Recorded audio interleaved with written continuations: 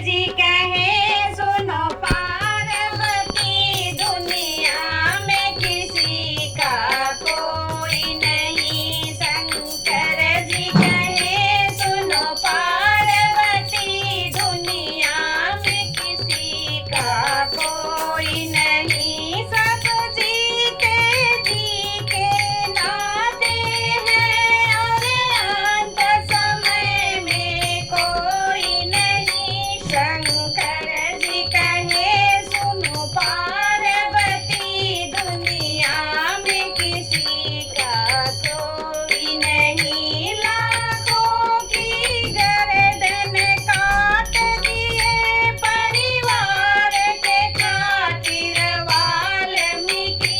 लाखों की गर्दन काट दिए परिवार के खातिर वाल्मीकि।